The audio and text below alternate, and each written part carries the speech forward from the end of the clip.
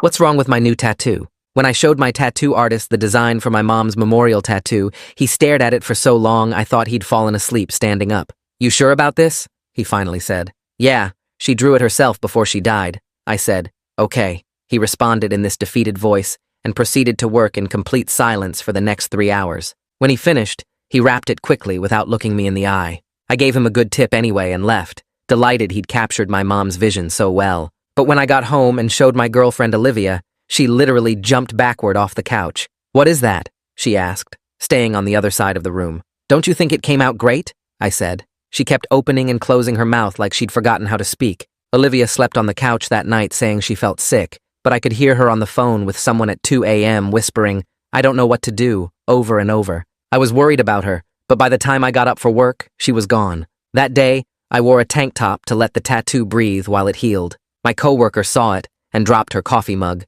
which shattered all over the break room floor. Sorry, she said, staring at my shoulder like she'd seen something horrible. Is it that bad? I asked, trying to joke, but she just backed away. By lunch, I'd been called into HR. We've had multiple complaints about your tattoo, the director said. Complaints? I said, genuinely confused. You'll need to keep it covered at all times in the office, she said. This is your only warning. What's wrong with it? I said. It's just a memorial tattoo. She just shook her head. I'm not trying to upset people, I said. Could you tell me what the complaints were about? I asked. So I can understand? Just keep it covered, she said, not meeting my eyes. That morning, I'd posted a photo on Instagram that night with a caption about my mom. I checked it now to see if anyone had said anything that would explain how people were acting and saw it had been deleted for violating community guidelines. Facebook deleted it too. When I asked on Reddit, they banned me for hateful content. I messaged the moderator asking what was hateful about a memorial tattoo. They replied, if this is real, you need serious help, and blocked me.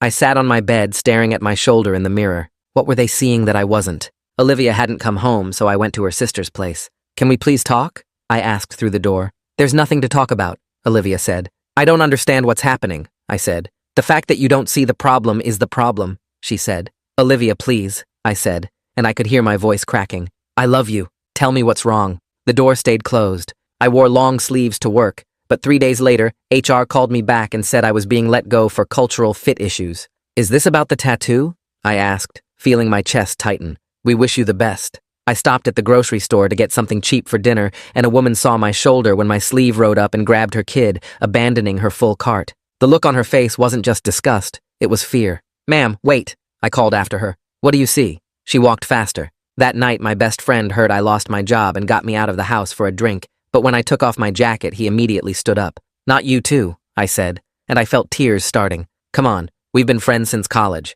Your mom drew that? He asked. Yes, I said. She died 6 months ago. This was the last thing she drew. And you put it on your body permanently? What am I not seeing? I asked. Please, I'm begging you. You're my best friend. If you can't see it, then I can't help you, he said, and left. I went home and drank alone, staring at the tattoo until my eyes burned. I traced every line, every curve, looking for something hidden. It was just geometric patterns, interlocking shapes that my mom had sketched while she was dying. I went to the tattoo place to see if they could explain, but they refused to see me. I spent days searching online, comparing the design to every symbol database I could find. Religious symbols, hate symbols, gang signs, occult imagery, nothing matched. I posted on forums with throwaway accounts begging for answers. Every post got deleted within minutes. I wasn't sleeping. I wasn't eating. I'd lost my job, my girlfriend, my friends, my apartment, all because of a tattoo that meant everything to me and something horrible to everyone else. My dad finally called after my aunt told him, Son, where did you get that design? Mom drew it, I said, exhausted. Dad, please, I'm losing everything. Where did she see it? In a dream, I said. She said it came to her in a dream before she died. He was quiet for so long I thought he'd hung up. You need to get that removed. Dad, what is it? I said. What did Mom draw? I can't tell you that, he said. But your mother didn't know what she was drawing. She couldn't have known. He paused, and I could hear his breathing change. God, what if she knew? What? I asked. My dad's breath caught, and he said, There's something you need to know about your mother. I couldn't sleep that night. Dad's words kept playing in my head over and over while I stood in front of the bathroom mirror staring at the tattoo. What could Mom have possibly known about this design? What didn't she know? The geometric shapes looked different now, sinister in a way I couldn't explain, but everyone else seemed to see immediately. I traced the interlocking triangles with my finger until my shoulder ached. When morning light came through the window, I grabbed my phone and called Dad back. He answered on the first ring like he'd been waiting. I didn't bother with hello. I told him I needed to know everything about Mom's past before she got sick, everything about her work, everything he'd been keeping from me. My voice came out harder than I meant it to, but I was done with secrets. Dad was quiet for a long moment, and then he said he'd meet me at the diner on Fletcher Street in 2 hours. His voice sounded heavy, like something between regret and relief, like he'd been carrying this weight alone and was finally ready to set it down. I said I'd be there and hung up. 2 hours felt like forever, so I opened my laptop and started searching. I typed Mom's full name and social services agency into the search bar. The results came back slowly. Old newspaper archives and agency reports from the late 90s. I found mentions of child welfare cases, something about recovered children and successful prosecutions. Mom's name appeared in several articles as a caseworker who provided testimony. I clicked through page after page, my stomach getting tighter with each new detail. One article mentioned a particularly difficult case involving multiple victims. Another referenced the trauma that social workers experienced from these investigations. I saved everything I found to a folder on my desktop. By the time I needed to leave for the diner, I had 20 documents open, and none of them explained the design on my shoulder. The diner was half empty when I arrived. Dad sat in a back booth, and he looked 10 years older than the last time I'd seen him. His hair seemed grayer, his shoulders slumped forward like he was trying to make himself smaller. He had a worn cardboard box on the table in front of him, the kind that holds old files or documents. I slid into the booth across from him and stared at the box. Dad's hands shook as he pushed it toward me across the sticky table. He said these were Mom's old work notebooks and personal sketches from before I was born. He'd kept them in storage all these years because Mom wanted them preserved but never looked at. His voice cracked when he said he should have gone through them after she died, should have checked what was inside before I got that tattoo. He opened the box and pulled out the first notebook. The pages were yellowed and the spiral binding was bent. He flipped it open to show me the margins filled with geometric doodles, small triangles connected to spirals, patterns that looked almost random until you saw how they repeated. I grabbed the notebook from him and started turning pages. The same shapes appeared everywhere, sometimes barely visible in corners of case notes, other times taking up entire sheets of paper. Interlocking triangles, spirals that curved inward, geometric patterns that made my skin crawl. Now that I knew everyone else could see something in them I couldn't. I pulled out another notebook and found the same drawings, then another. Dozens of pages filled with these patterns, some drawn carefully with straight lines, others sketched quickly like Mom couldn't get them out of her head fast enough. Dad watched me go through the notebooks, and then he started talking. He said Mom began drawing these patterns after a really hard case involving recovered children. She told him the shapes helped her process the trauma, that drawing them over and over made the images in her head less powerful. She claimed they were just abstract designs that calmed her mind during the hardest period of her career. Dad said he never understood the drawings, but Mom insisted they meant nothing, just geometric patterns that helped her cope. His voice got quieter when he admitted he'd been carrying guilt about this for years. He should have pressed her harder about what those cases exposed her to, what she might have witnessed or heard about from the children she interviewed. He should have made her get real therapy, instead of just accepting that she was handling it on her own. But Mom was so strong, so determined to protect me from the darkness of her work. She never brought it home, never talked about the details. She just drew these patterns in her notebooks and told him everything was fine. I pulled out my phone while Dad was talking. My hands were shaking as I opened the browser and typed child exploitation symbols into the search bar. The results made my stomach turn. I clicked on an FBI awareness campaign and scrolled through pages of symbols used by predators and traffickers. Triangular spiral patterns appeared in the database, listed as recognized indicators. The similarities weren't exact, but they were close enough. Close enough to explain why the tattoo artist stared at my design for so long. Close enough to explain why Olivia jumped backward off the couch. Close enough to explain why my coworker dropped her coffee mug and why HR fired me and why that woman grabbed her kid at the grocery store. Close enough to explain every single horrified reaction I'd received. I showed Dad the screen and watched his face crumble. He started crying quietly, tears running down his cheeks while he stared at the images. He said he'd suspected this might be the explanation, but he couldn't bring himself to believe it. He couldn't accept that Mom would have taken something so dark and put it on paper over and over, that she would have drawn it one last time before she died, and I would put it on my body permanently. He kept saying he should have known, should have checked, should have warned me. I felt sick sitting there in that booth. My memorial tattoo, the last thing Mom drew before cancer took her, was broadcasting association with the worst kind of harm a person could do. People weren't seeing a tribute to my mother. They were seeing a symbol connected to child exploitation, to trafficking, to monsters who hurt kids. No wonder everyone reacted with fear and disgust. No wonder social media platforms deleted my posts immediately. No wonder I'd lost everything.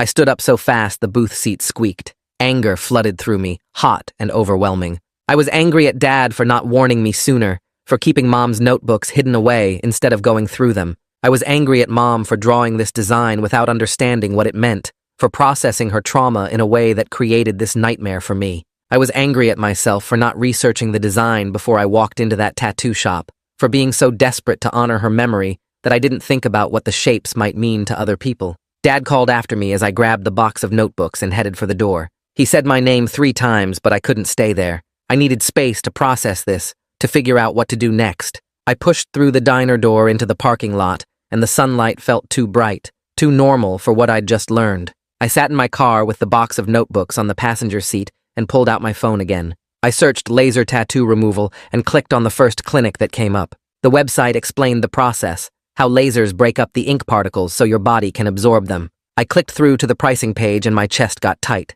Full removal of a shoulder piece this size would cost thousands of dollars. The site said most tattoos required 6 to 8 sessions, spaced 6 to 8 weeks apart. I did the math in my head. Even at the low end, that was 9 months of treatments. 9 months of walking around with this symbol on my body while it slowly faded. 9 months of covering it up and avoiding people and living with the fear that someone would see it and think I was something I'm not. The financial reality hit me hard.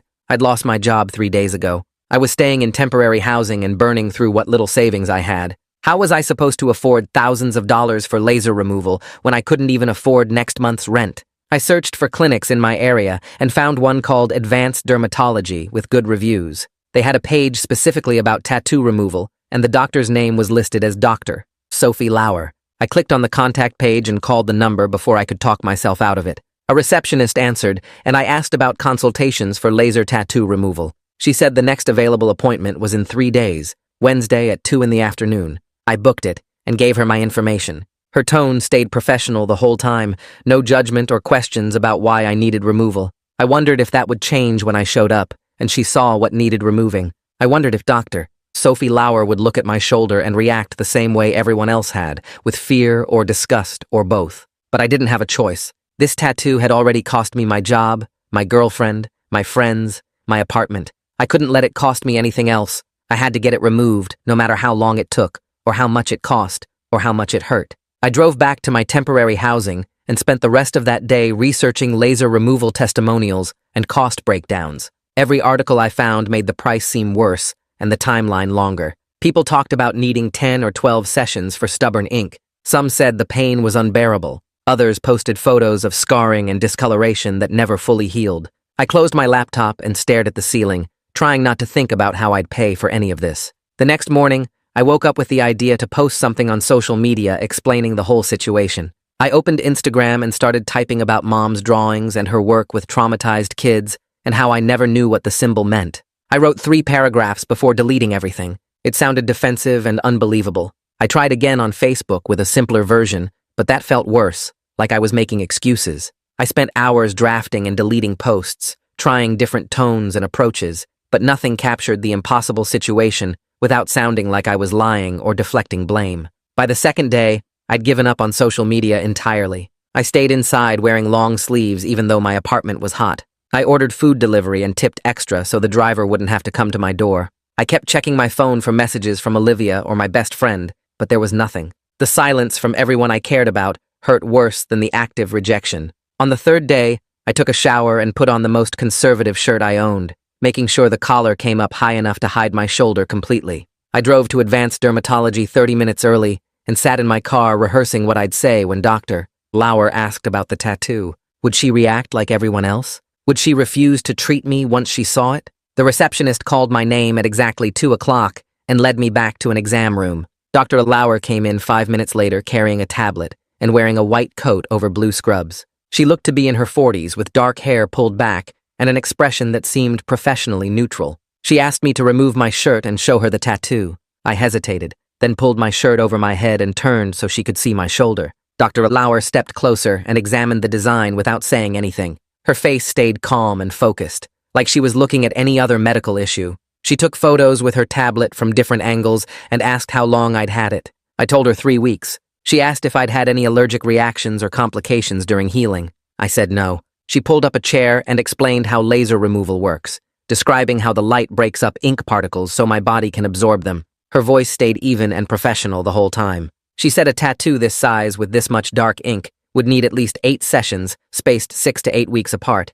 Each session would cost $400. I did the math in my head and felt my chest get tight. $3,200 minimum, probably more. Dr. Alauer pulled up before and after photos on her tablet showing other removal cases. She explained that complete removal might not be possible, and I'd likely have some scarring or shadow images remaining where the ink was densest. The geometric patterns would fade, but probably never disappear entirely. Something about that felt right, like I deserved to carry some permanent mark of this mistake. Dr. Alauer asked if I wanted to schedule sessions over the next several months, or if I wanted to start today. I stared at her. She said, if I was ready to commit to the full treatment plan, she had an opening this afternoon and could do the first session now. The sooner we started, the sooner we'd see results. I asked about payment, and she directed me to their financing partner. The receptionist gave me paperwork, and I filled it out in the waiting room, listing my income and expenses and feeling sick about how little cushion I had left. The financing company approved me for partial coverage with monthly payments of $140. It was barely manageable, but I signed anyway. Removing this tattoo wasn't optional anymore. Dr. Alauer brought me back to a different room with a large machine and a reclining chair. She had me lie face down and applied numbing cream to my shoulder, telling me to wait 20 minutes for it to take effect. When she came back, she put protective goggles over my eyes and warned me the laser would feel like hot grease hitting my skin. She wasn't exaggerating. The first pulse felt like someone had flicked burning oil across my shoulder blade. The second pulse hit the same spot, and I gripped the chair arms. Dr. Alauer worked in sections, firing the laser in rapid bursts that made my whole shoulder feel like it was cooking. The smell of burning ink mixed with something chemical and sharp. 20 minutes felt like an hour. When she finally stopped and turned off the machine, I was sweating and my hands were shaking. Dr. Alauer applied more numbing cream and covered the area with gauze, then gave me a printed sheet of aftercare instructions. Keep it covered for 48 hours. Apply the cream 3 times daily. Avoid sun exposure. No swimming or soaking. Come back in 6 weeks for the second session. I thanked her and paid the receptionist, then walked out to my car feeling the treated area swelling under my shirt. A woman was getting out of her car 2 spots over and she glanced at me. I panicked, thinking she could somehow see through my shirt to the tattoo underneath. My heart started racing, and I got in my car fast, locking the doors like that would protect me. The paranoia was exhausting, but I couldn't shake it. Every person who looked at me felt like a threat. That evening, I sat at my laptop and searched for attorneys who handle wrongful termination cases. Most of the websites looked expensive and corporate. I found one named Jared Baker, who specialized in employment discrimination and offered free consultations. His site said he'd handled cases involving workplace harassment, wrongful firing, and retaliation claims. I drafted an email explaining my situation, attaching the termination letter from HR and my documentation of the tattoo and its unintended meaning. I wasn't sure if I even had a case, but I needed to explore every option. I hit send before I could second-guess myself. Jared responded the next morning asking me to come in for a meeting. His office was in a small building near downtown.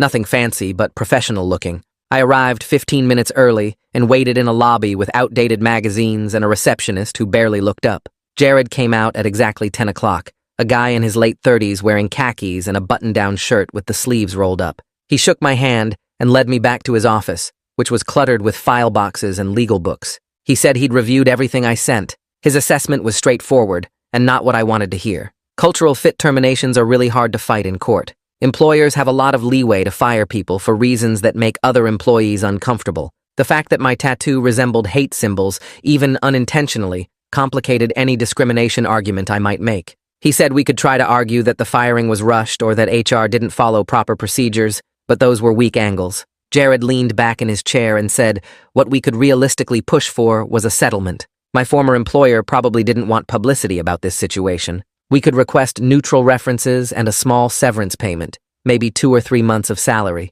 It wasn't the vindication I wanted, but it was more realistic than a lengthy lawsuit I couldn't afford. I asked what his fees would be. Jared said his standard rate was $250 an hour, but he'd work on contingency for any settlement we secured. If we got nothing, he got nothing. That was the only way I could afford representation right now. He said he'd send a letter to my former employer's legal team outlining our concerns about the termination process and requesting a mediation meeting. He'd frame it carefully, not aggressive, but firm enough to show we were serious. I signed his representation agreement and left feeling slightly less helpless than I had in weeks. That afternoon, I sat at my laptop searching for remote contract positions that wouldn't require video interviews or in-person meetings. My resume looked solid on paper with 5 years of data analysis experience and a degree from a decent state school. I opened a spreadsheet and started tracking applications, carefully writing cover letters that explained my interest in remote work without mentioning the real reason I needed to stay invisible. I applied to 3 positions that first day, then 5 more the next morning, focusing on companies that advertised fully distributed teams. The work was tedious, but it gave me something concrete to control when everything else felt like chaos. I checked my email obsessively for responses, refreshing the page every few minutes, even though I knew most companies took at least a week to review applications. 2 weeks later, I returned to the dermatology clinic for my second laser session. Dr. Lauer examined my shoulder under the bright exam light and pointed out areas where the ink had already started breaking up into smaller fragments. The darkest lines were still solid, but some of the lighter geometric patterns looked blurry now, less defined than before. She applied the numbing cream, and I braced myself for the pain. The laser felt just as intense as the first time, each pulse like a rubber band snap, followed by burning heat that spread across my skin. I counted the pulses to distract myself, making it to 47 before losing track. When Dr. Lauer finished, she photographed the treated area for my file and reminded me about the aftercare routine. I paid at the front desk using the financing plan and walked back to my car with my shoulder throbbing under the bandage. Dad called me that evening while I was heating up frozen pizza for dinner. I almost didn't answer because I was still carrying some anger about him keeping secrets, but I picked up on the third ring. His voice sounded tired, and he asked how I was holding up with everything. I told him about the laser session and the job applications, keeping my tone neutral. He said he'd been thinking a lot about Mom and the work she did before I was born, admitting he should have been more supportive when she was struggling with those cases.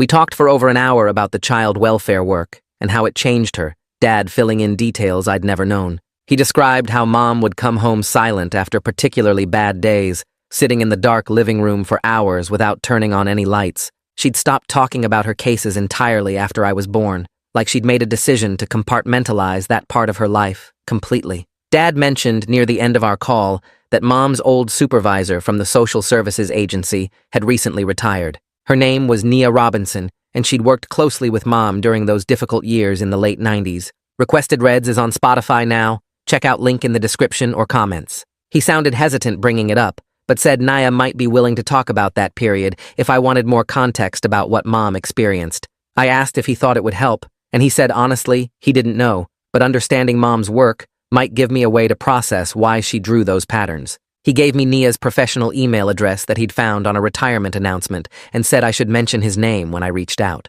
I drafted an email to Nia that night, rewriting it 4 times before I felt like the tone was right. I explained who I was and asked if she'd be willing to discuss Mom's work during her time in child welfare services. I attached a photo of the tattoo design, but I'd edited it heavily to blur the most recognizable elements while keeping the basic geometric structure visible. I asked directly if she recognized the pattern from any cases Mom might have worked on. My finger hovered over the send button for a full minute before I finally clicked it and closed my laptop. Nia responded within 3 hours, which surprised me since it was almost 11 at night. Her message was warm but straightforward, saying she remembered my mom well and had been sad to hear about her death. She confirmed that the geometric pattern in my photo resembled symbols that had been documented in several high-profile child exploitation cases from the mid to late 90s. Mom had been directly involved in interviewing recovered children who described seeing similar markings in the places where they'd been held. Nia's email included links to archived news articles about those cases,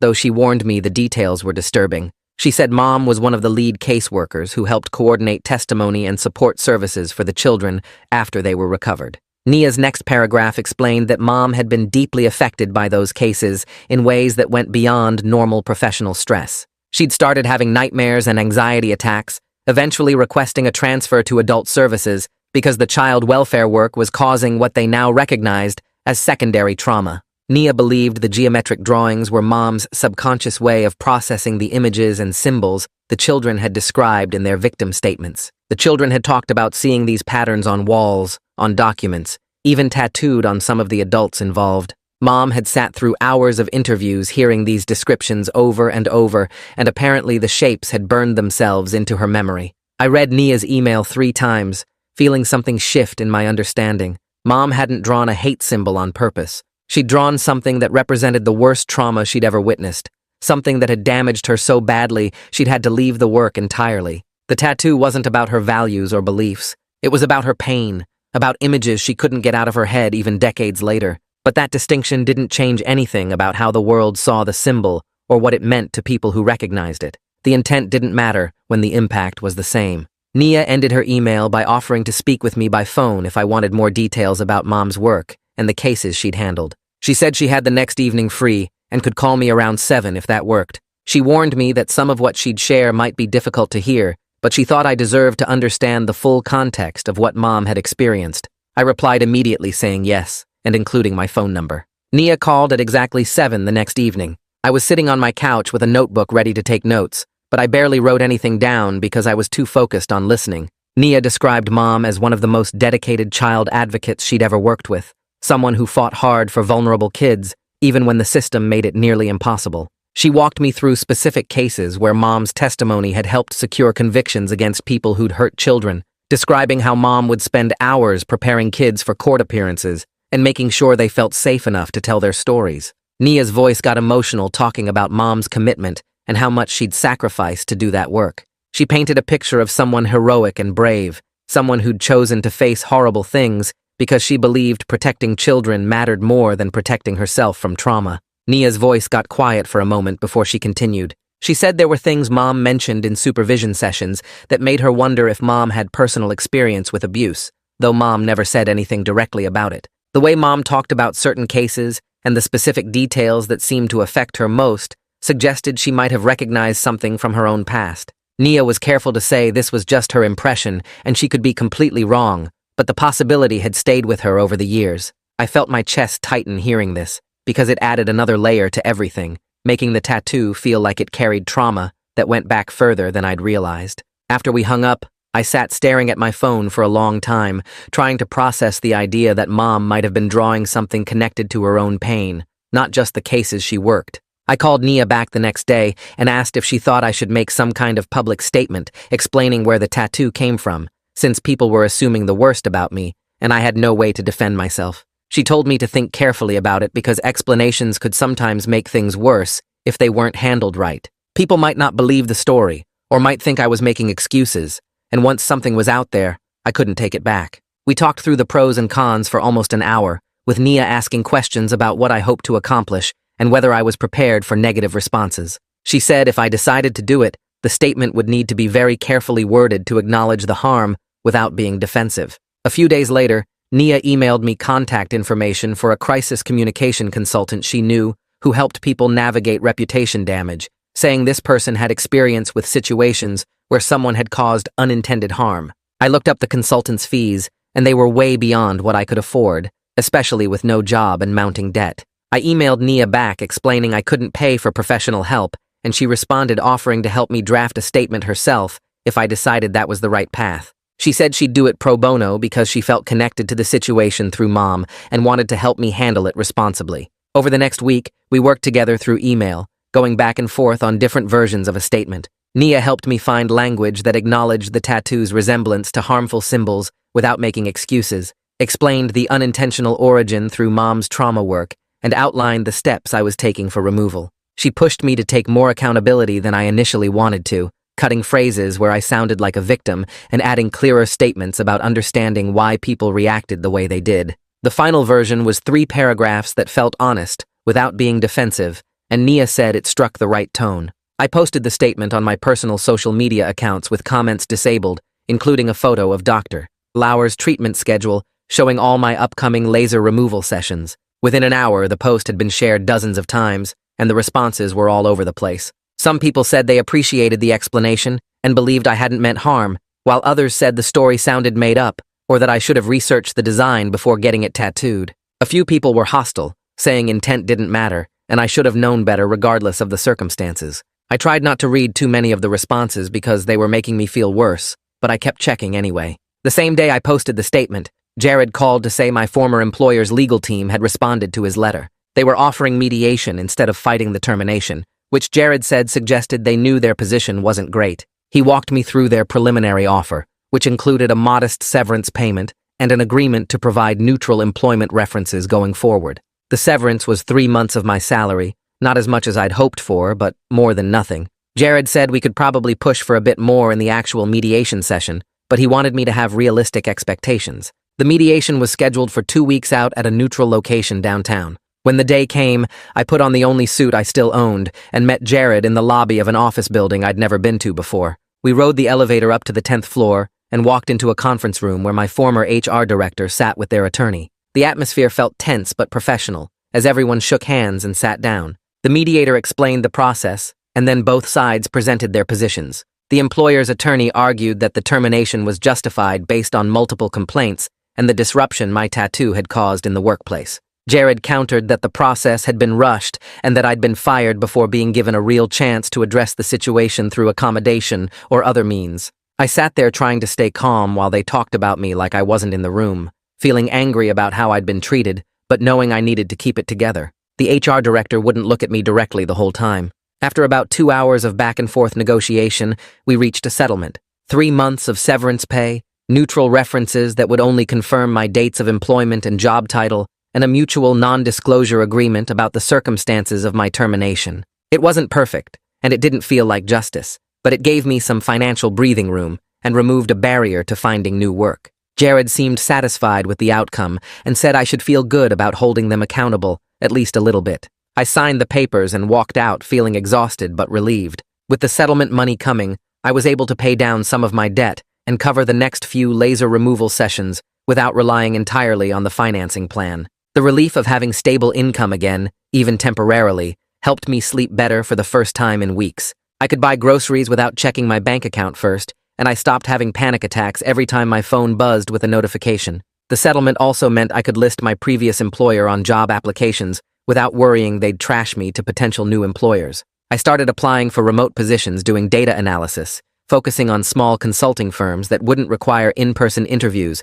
where someone might see the tattoo. My resume was solid despite the abrupt job loss, and I was careful in my cover letters to frame the departure as a mutual decision to pursue new opportunities. Within 3 weeks, I got a call from a small firm that needed someone to help with a 6-month contract project. The interview was over video call and went well, and they offered me the position at the end of the week. The pay wasn't as good as my old job, but it was enough to cover basic expenses and keep my resume active while I continued the removal process. The work was straightforward data analysis that I could do from my apartment, and nobody would see the tattoo while it was removed. I accepted the offer immediately and started the following Monday, feeling like I'd finally stopped the freefall and found some solid ground. The third laser session came 2 weeks after I started the consulting job. I drove to Dr. Lauer's office feeling less panicked than before, knowing I had income and a plan moving forward. She examined the treated area under her bright lamp and nodded slowly. The lighter parts of the design were definitely fading, she said, though the darkest lines would need several more treatments to break down enough for removal.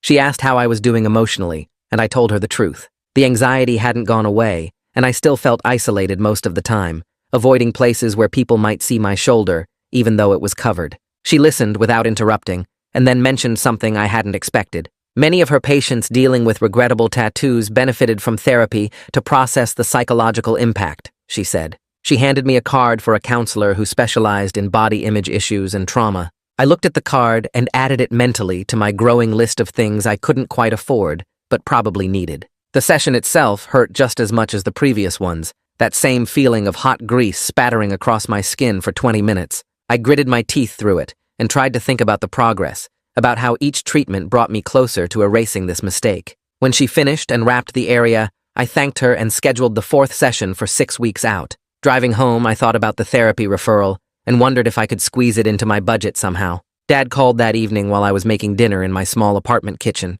He said he'd been thinking about what we discussed at the diner and wanted me to come over to go through more of Mom's belongings. There were photo albums and journals I might want to see, he said. His voice sounded tired but determined. I felt my stomach tighten at the thought of what I might find, but I agreed. Understanding Mom more fully was part of healing from this, even if it hurt. We set a date for that weekend, and I spent the next few days feeling nervous about what those journals might reveal. Saturday morning, I drove to Dad's house and found him waiting on the front porch.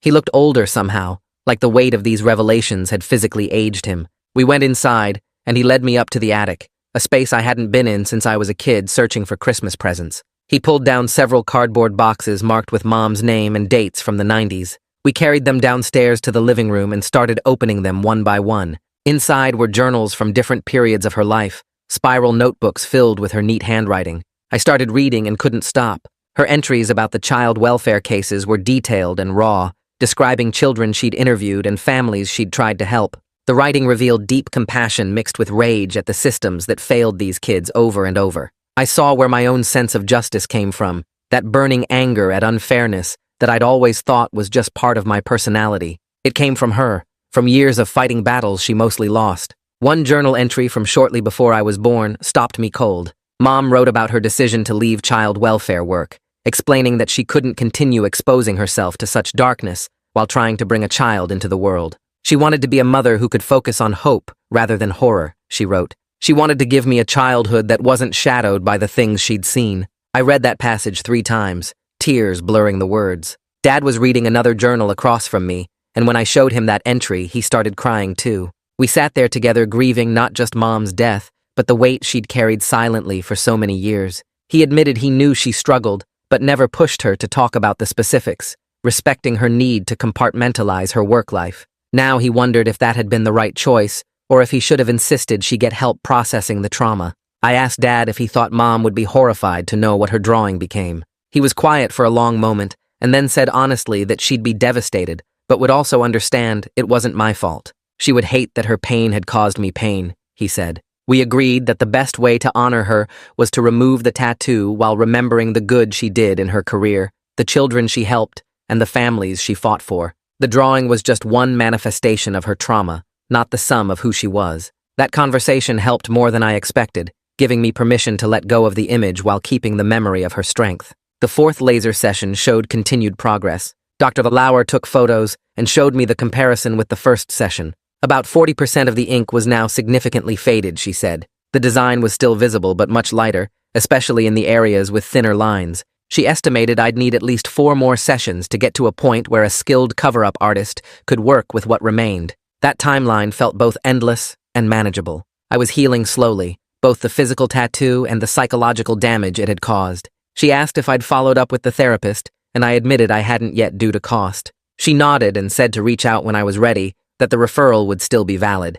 Back home, I started researching cover-up artists who specialized in transforming problematic tattoos into something meaningful. I spent hours looking at portfolios and reading reviews, searching for someone who could take the faded remains of this nightmare and turn it into something I could live with. I found Troy Watkins, whose work showed incredible skill at reimagining difficult pieces. His portfolio included several cover-ups of hate symbols and gang tattoos, transforming them into beautiful nature scenes and abstract designs. His consultation fee was steep at $200, but I bookmarked his website and started saving. I'd book an appointment after my removal sessions were complete, giving myself something to look forward to. 3 days later, my phone buzzed with a text from a number I still had saved, Olivia. My heart jumped, seeing her name on the screen. She said she'd seen my public statement and wanted me to know she didn't think I was a bad person. She was clear that she wasn't ready to reconnect, but wanted to offer that small piece of closure. I read the message 5 times, feeling a mix of relief and sadness. It meant more than she probably realized,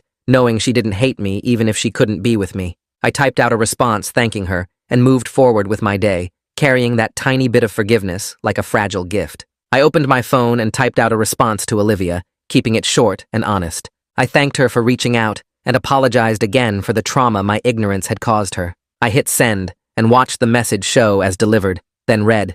She didn't reply, and I sat there for probably 20 minutes staring at the screen before I accepted she wouldn't. I set the phone down and went to make dinner, feeling like maybe I'd taken one tiny step toward earning forgiveness, even if it was just from myself. 3 days later, my phone buzzed during my morning coffee, and I nearly dropped the mug when I saw my best friend's name on the screen. His message was longer than Olivia's, more careful with the words. He said he'd been thinking about everything and wanted me to know he didn't hate me. He wrote that he needed more time to process his own reaction, but maybe eventually we could rebuild our friendship once enough distance had passed. I read the message 5 times, then typed back that I understood and respected whatever boundary he needed. I told him I missed him and would be here whenever he was ready. He sent back a thumbs up emoji and nothing else, but it was something. The remote contract work had been going well for about 6 weeks when my supervisor scheduled a video call to discuss my performance. I assumed it was routine feedback, but she opened by saying the company wanted to offer me a permanent position. The role came with full benefits including health insurance,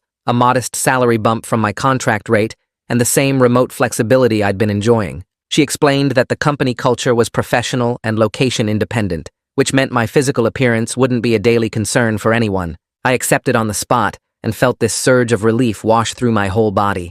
Having stable income again meant I could budget for the remaining laser sessions without constantly juggling payments. It meant I could actually afford therapy eventually, instead of just carrying the referral card around in my wallet. I started believing I might actually pull myself out of this hole and build something stable again. 2 days after accepting the job offer, Nia called to check on my progress with the removal treatments. I updated her on the settlement with my former employer and the new permanent position, and she sounded genuinely pleased. Then she mentioned something about a support group for people who'd experienced unintended harm or association with hate symbols. She said it might help to connect with others navigating similar situations. I was skeptical because group therapy stuff had never really appealed to me, but she sent me the meeting information anyway, along with a note saying, just to consider it. The group met weekly via video call, which made it more accessible, so I bookmarked the email and told myself I'd think about it. A week later, I joined the video call 5 minutes late, my camera off and microphone muted while I decided whether to stay. There were 8 other people on the call, all with their cameras on, and a facilitator who introduced herself and explained the group's focus on accountability without shame. I listened to a guy around my age talk about getting a gang tattoo as a teenager that he didn't understand was a hate symbol until he tried to join the military. A woman shared about accidentally using a slogan in her business marketing that turned out to have white supremacist origins. Their stories were different from mine, but the core experience was the same, that gut punch of realizing you'd caused harm without meaning to and then having to own it anyway. The facilitator emphasized that intent doesn't erase impact, but accountability and changed behavior matter more than performative guilt. I unmuted myself near the end and briefly shared my situation, and several people nodded like they understood. After the call ended, I sat there feeling lighter somehow, like maybe I wasn't completely alone in this specific kind of nightmare. The 5th laser session fell on a Tuesday morning, and Dr. Lauer had me arrive early so she could take detailed before and after photos. She pulled up the images on her computer screen and showed me the comparison with my first session. The difference was dramatic. She estimated about 60% of the ink was now significantly faded, especially in the areas with thinner lines. The tattoo had become this ghost of what it was, still visible if you looked closely, but no longer immediately recognizable as the symbol that had destroyed my life. She said this marked the halfway point in my treatment plan, and we'd need at least 3 or 4 more sessions to get to a point where a skilled cover-up artist could work with what remained. I asked her to schedule the next session right then, and she booked me for 6 weeks out. Walking to my car afterward, I caught my reflection in a store window, and for the first time in months, I didn't immediately look away from my own shoulder. That afternoon, I called Troy Watkins's studio and spoke with his assistant about scheduling a consultation. She asked about my situation, and I gave her the brief version, that I was in the middle of laser removal for a problematic tattoo and wanted to discuss cover-up options. She mentioned that Troy had worked with several clients in similar situations and approached these projects with real sensitivity and artistic skill. We scheduled the consultation for 2 months out, which would give me time for 1 more laser session before we discussed the design. The consultation fee was $200, but she said that would be credited toward the final tattoo cost if I decided to move forward. I marked the date in my calendar and felt like I was finally building towards something positive instead of just running damage control. Dad and I started having dinner together every Thursday night, meeting at this diner halfway between our places. The first few dinners were awkward as we figured out how to talk about Mom without all the protective silence we'd maintained for so long. But by the 4th week, we'd found a rhythm, sharing memories and stories that filled in gaps in each other's understanding of who she'd been. Dad mentioned he'd started seeing a therapist to process his own grief and the revelations about Mom's past. He said it was helping him separate his guilt about not protecting her from trauma, from his grief about losing her. These dinners became something I looked forward to, this weekly chance to build a relationship with my father that was more honest than what we'd had before. On a Sunday afternoon, I sat down and wrote a letter to the original tattoo artist. I explained everything I'd learned about the design's meaning and the history behind why Mom had drawn it. I thanked him for trying to warn me, even though I'd been too ignorant to understand what he was seeing. I apologized for putting him in that position and told him I was getting the tattoo removed. I didn't expect a response, and I wasn't even sure if he still worked at that shop, but I addressed it there anyway and walked it to the mailbox on the corner. Mailing that letter felt like closing a loop, one more piece of accountability I needed to take care of before I could fully move forward.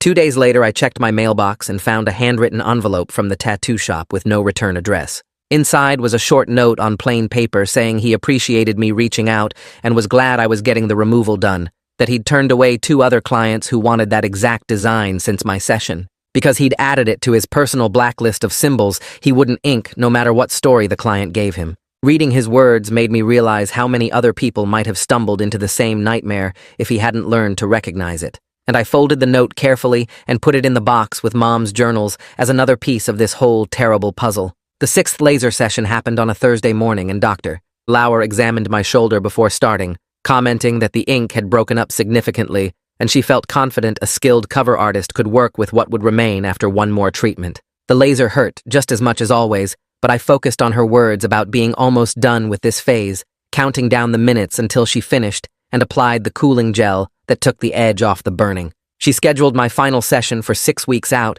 and said after that, I'd need to wait another 6 weeks for complete healing before any cover work could begin, which meant I was looking at 3 more months minimum before this whole thing would be truly behind me. Walking to my car afterward, I called Troy Watkins' studio and moved my consultation up since I'd be ready sooner than originally planned, and his assistant found an opening 2 weeks out that would give me time to start thinking about design ideas. The consultation happened on a rainy Saturday afternoon at his studio in a converted warehouse downtown, and when I walked in, Troy was finishing up with another client, carefully wrapping fresh ink on someone's forearm while talking them through aftercare instructions. He looked up when the door chimed and nodded at me to wait. So I sat in the lobby looking at his portfolio binder full of cover work he'd done, seeing how he'd transformed regrettable tattoos into beautiful new pieces that completely hid what was underneath. When his client left, Troy brought me back to his station and had me take off my shirt so he could examine the faded tattoo under his bright work light, and he spent several minutes just looking at it from different angles while sketching quick notes on a pad. He asked what was meaningful to me about my mom, and I told him about her love of oak trees, how we used to hike together when I was a kid, and she'd always stop to touch the bark of the biggest oaks we passed, saying they made her feel grounded. Troy nodded and started sketching a landscape design right there, showing me how he could create a scene with a massive oak tree as the centerpiece, its branches spreading across my shoulder blade, while roots wrapped down toward my arm, and he pointed out how the darkest parts of the remaining ink lined up perfectly with where he'd placed the tree trunk and thickest branches. The design felt right immediately, like it honored who Mom actually was, instead of broadcasting the trauma she'd carried, and I told him I wanted to move forward as soon as possible. Troy explained the session would take 6 to 8 hours, and warned me that tattooing over laser-treated skin hurts more than normal, because the tissue is damaged and sensitive, but he'd worked with plenty of removal clients before and knew how to manage the process. We scheduled the cover work for 3 months out to give my skin maximum healing time, and I put down a deposit that afternoon before leaving his studio, feeling like I finally had a clear path to the other side of this mess. The waiting period stretched out, but I used it to keep going to therapy every week, working with a counselor who helped me untangle my grief about Mom from my anger about the secrets and my guilt about the tattoo. She had me write letters to Mom that I never sent, processing all the complicated feelings about loving someone who'd been broken by things I'd never fully understand. And slowly, I started separating Mom's trauma from my own identity and finding compassion for both of us. Dad and I kept having our Thursday dinners, and one evening I asked if he'd go with me to visit Mom's grave, something neither of us had done since the funeral, because it felt too hard. He agreed, and the following Sunday, we drove out to the cemetery together, parking near the section where Mom was buried, and walking across the grass to her headstone. I knelt down and traced her name with my fingers, while Dad stood behind me with his hand on my shoulder, and I started talking to her like she could hear me, telling her about the tattoo and everything that happened, and how I was getting it removed. I explained that I wasn't ashamed of her, but that I finally understood the pain behind those drawings, and I wanted to honor her healing and her strength instead of wearing the symbols of her wounds on my body forever. Dad cried quietly and added his own words about missing her and wishing he'd pushed harder to get her help when she was alive, and we stayed there for almost an hour, just talking to her and to each other about memories and regrets and hopes for moving forward. The final laser session with Dr. Lauer achieved as much fading as the technology could manage, leaving only the faintest ghost of the original design visible on my skin like a watermark. She took photos for her records and told me the results were excellent, that Troy would have a clean canvas to work with for the cover piece. And she wished me well with the rest of my journey, while noting that my commitment to fixing this situation had been remarkable. I thanked her for treating me with respect through the whole process, when she could have easily judged me, and she said everyone makes mistakes, and what matters is taking responsibility and doing the work to make things right. 3 months after that first consultation, I sat in Troy's chair on a Saturday morning with 8 hours blocked out for the cover session, watching in the mirror as he transferred the stencil of the oak tree design onto my shoulder and started outlining the trunk. The buzzing of the tattoo machine and the sharp pain of the needle felt familiar, but different this time, like I was building something instead of just marking myself with someone else's trauma, and I focused on breathing through the discomfort while Troy worked steadily across my skin. He took breaks every couple hours to let me rest and eat something, and during one break, he told me about other clients he'd helped transform painful reminders into meaningful art, saying that's what made this work worthwhile for him. The tree took shape slowly across the afternoon,